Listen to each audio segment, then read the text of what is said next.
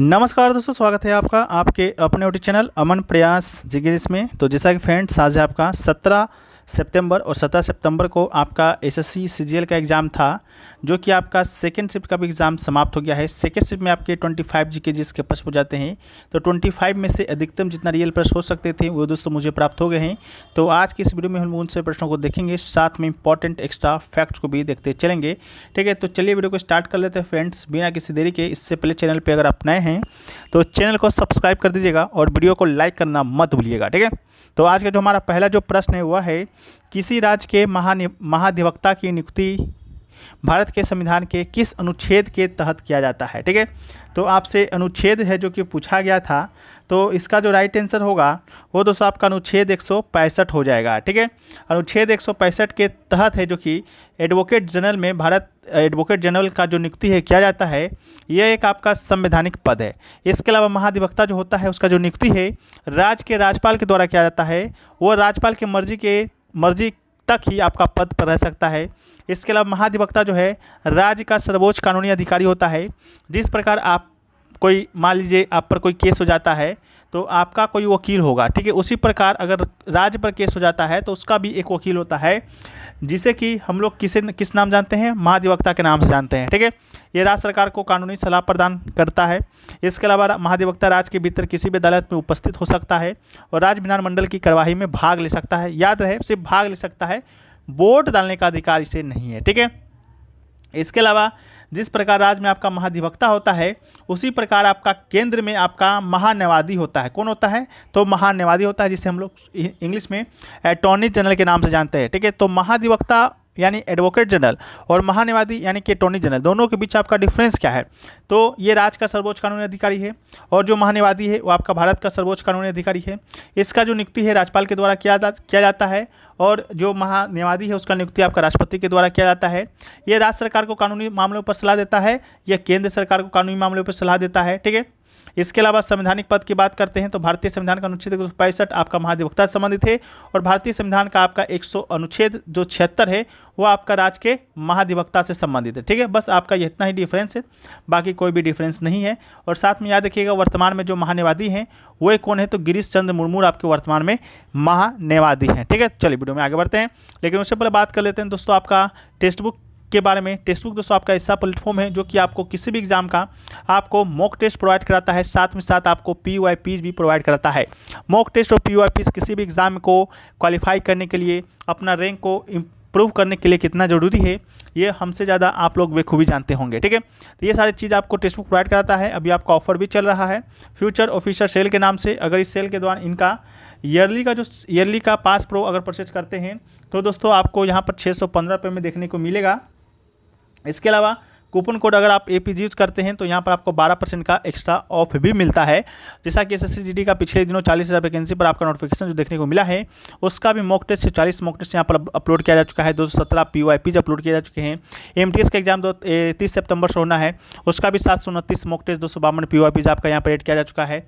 इसके अलावा अगर आप SSC CGL की तैयारी कर रहे हैं, Tier 1 का एग्जाम आपका बाकी है या Tier 2 का एग्जाम आप देना चाहते हैं या आप देंगे, तो उसका भी मॉक टेस्ट आपको यहाँ पर शामिल किया गया है। CGL का आपका लगभग 997 मॉक टेस्ट है।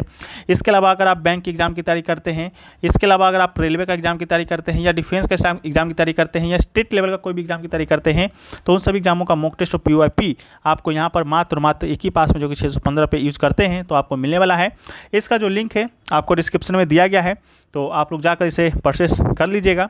हम लोग वीडियो में आगे बढ़ते हैं, कॉमेंट सेक्शन में भी ये आपका पिन किया हुआ रहेगा। ठीक है, नेक्स्ट क्वेश्चन जो पूछा गया वो पूछा गया आपका कि निम्नलिखित में से कौन शुद्ध घरेलू उत्पाद कहें तो NDP की अवधारणा का सबसे अच्छा निरूपण है। हो सकता है आपका जो लैंग्वेज है कुछ और दिया गया हो, आपका लैंग्वेज इस प्रकार दिया गया होगा GDP में हम क्या घटाएंगे तो आपका NDP निकल कर आएगा। ठीक है, तो GDP में हम लोग क्या घटाते हैं, मूल ह्रास, यानी कि इंग्लिश में कहें तो डिप्रेशिएशन है जो कि घटाते हैं, तो आपका क्या निकल कर आता है, आपका NDP निकल कर आता है। ठीक है, शुद्ध घरेलू उत्पाद एक राष्ट्र के आर्थिक उत्पादन का एक वार्षिक माप है जिसे मूल ह्रास के प्रभाव के अनुसार समायोजित किया जाता है। NDP की गणना सकल घरेलू उत्पाद यानी GDP से मूल ह्रास घटाकर की जाती है। एक बढ़ी हुई NDP आर्थिक स्वास्थ्य में वृद्धि को इंगित करता है, जबकि एक कमी देश की अर्थव्यवस्था का एक मंदी का संकेत करता है।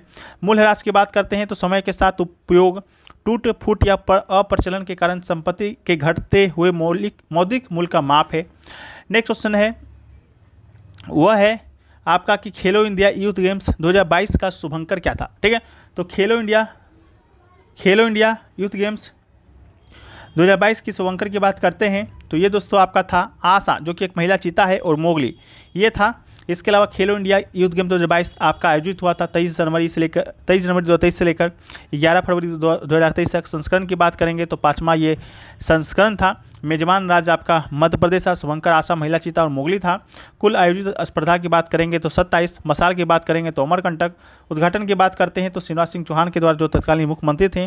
तथ्य टॉपिक स्टेडियम में किया गया था। थीम सॉन्ग की बात करते हैं तो दिल हिंदुस्तान का दिल धड़का दो था।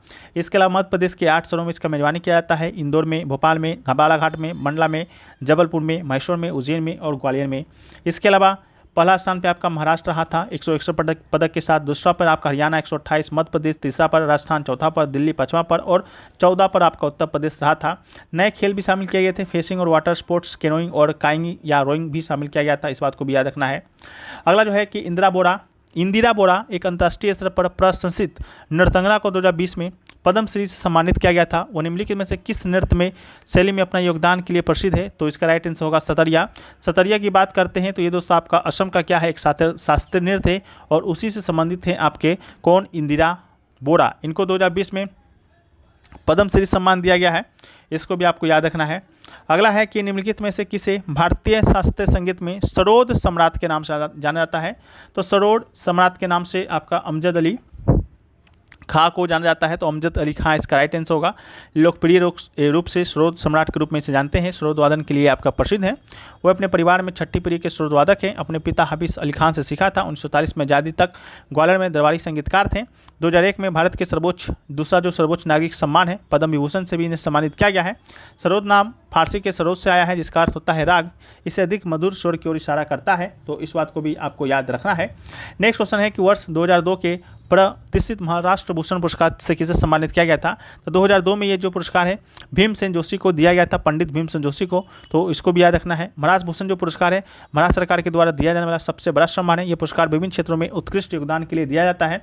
तो अब तक कुल इतने लोगों को दिया गया है। 1996 में शुरू हुआ था। पूल देशपांडे साहित्य के क्षेत्र में दिया गया। 97 में लता मंगेशकर को कला संगीत में, 99 में विजय भटकर को विज्ञान के क्षेत्र में, 2001 में सचिन तेंदुलकर को खेल के क्षेत्र में, 2002 में भीमसेन जोशी को कला संगीत में, 4 में दिया गया बाबा आमटे को समाज सेवा के क्षेत्र में, 6 में आपका रतन टाटा को दिया गया, 2010 में आपका जयंत नारिलकर को दिया गया, 2015 में बलवंत मोरेश्वर पुरेंद्र को दिया गया, 21 में आशा भोसले को, 22 में आपका अप्पा साहेब धर्माधिकारी को, 23 में आपका अशोक सराफ को और 24 में आपका प्रदीप महाजन को यह पुरस्कार जो कि दिया गया था। ठीक है, नेक्स्ट आपका है कि खजुराहो नृत्य महोत्सव भारत के किस राज्य में मनाया जाता है?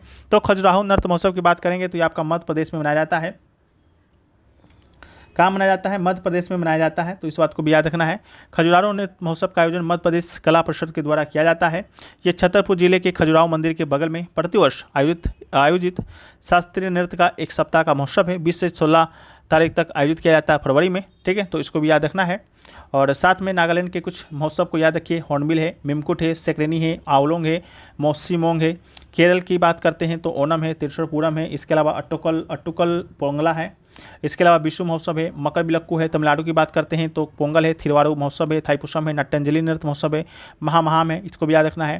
अगला है कि भारत के बाहर जो है आपका सबसे ज़्यादा हिंदू किस देश के हैं? तो भारत के बाहर सबसे ज़्यादा अगर हिंदू रहता है तो आपका नेपाल में रहता है। ठीक है, तो इसको भी याद रखना है। नेपाल में हिंदू धर्म का अनुयायी की संख्या लगभग 28.6 मिलियन है। इसके बाद आपका बांग्लादेश का स्थान आता है, तो इसको भी आपको याद है जो कि रखना पड़ेगा। ठीक है, अगला जो आपसे प्रश्न पूछा गया था फ्रेंड्स, वो पूछा गया था कि आपका C6H12O6 में आपका कार्बन का प्रतिशत पूछा गया था। ठीक है, तो कार्बन का प्रतिशत की बात करेंगे तो ये दोस्तों आपका 40% इसका आपका राइट आंसर हो जाएगा। ठीक है, ये पूछा गया।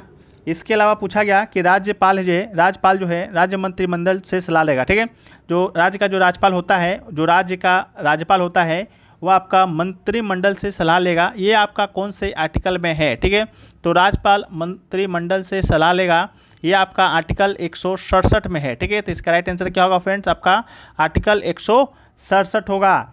ठीक है। इसके अलावा पूछा गया कि 2022 में आपका जो है खेलो इंडिया यूनिवर्सिटी गेम्स, ठीक है, खेलो इंडिया यूनिवर्सिटी गेम्स में का शुभंकर क्या था? तो खेलो इंडिया यूनिवर्सिटी गेम्स का जो शुभंकर था वो था दोस्तों आपका जीतू। और ये है जो आपका उत्तर प्रदेश का राष्ट्रीय पशु स्वेप डियर बारहसिंघा का प्रतिनिधित्व करता है, ठीक है।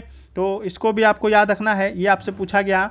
इसके अलावा भी और क्वेश्चन पूछे गए हैं, जैसा कि आपका नेक्स्ट क्वेश्चन जो आपसे पूछा गया फ्रेंड्स, वो पूछा गया कि नवंबर 2022 में किसे ट्यूबरक्लोसिस का ब्रांड एम्बेसडर बनाया गया था, ठीक है। तो आपसे पूछा गया कि नवंबर 2022 में, आपसे पूछा गया कि नवंबर 2022 में, ठीक है, NOB नवंबर 2022 में किसे ट्यूबरक्लोसिस का, ठीक है, यानी कि टीबी मुक्त भारत का ब्रांड एम्बेसडर बनाया गया। तो टीबी मुक्त भारत का ब्रांड एम्बेसडर बनाया गया था आपको दीपा मलिक को। किसे बनाया गया? तो दीपा मलिक किसका राइट आंसर हो जाएगा? दीपा मलिक को बनाया गया था। उन्होंने इस अभियान के तहत निक्षय मित्र के रूप में पहली निक्षय के रूप में अपनी जगह है जो कि आपका बनाया था, ठीक है। तो ये आपसे पूछा गया। इसके अलावा 2-4 क्वेश्चन और पूछे गए थे, ठीक है। एक लड़का था छात्री थे कि जो कि क्वेश्चन भेजे थे, ठीक है, उनको हम देख नहीं पाए, बाकी क्वेश्चन को वो आपका मिटा दिए थे, कारण जो भी रहा हो, लेकिन उनसे निवेदन है कि अगर आप क्वेश्चन बताना चाहते हैं तो फिर से कर दीजिएगा और हमसे पूछकर आप डिलीट कर सकते हैं, ठीक है। क्वेश्चन आपका देख नहीं पाए कि आपने क्या क्वेश्चन भेजा क्या नहीं भेजा, ठीक है। तो कोई बात नहीं, आप लोग भेज दीजिए। बाकी जो भी क्वेश्चन छूट गए हैं हम लोग उसको PDF में शामिल कर देंगे। PDF आपको टेलीग्राम चैनल पे मिल जाएगा, उसका जो लिंक है आपको डिस्क्रिप्शन में मिल ही जाता है, तो आप लोग जाकर वहाँ से ज्वाइन कर लीजिएगा। और टेक्स्ट बुक के पास प्रो से भी जुड़ना है जो कि मत भूलिएगा। मात्र 615 रुपये में भारत में जितने भी एग्जाम आपके होंगे 1 साल तक, उन सभी एग्जामों का मॉक टेस्ट के साथ साथ आप PO IPS को भी कवर कर सकते हैं। लिंक इसका डिस्क्रिप्शन बॉक्स में है, साथ में कॉमेंट सेक्शन में पिन है, तो आप लोग जाकर इसे ज्वाइन कर लीजिएगा। मिलते हैं नेक्स्ट वीडियो में, जब तक के लिए जय हिंद, वंदे भारत ट्रेन।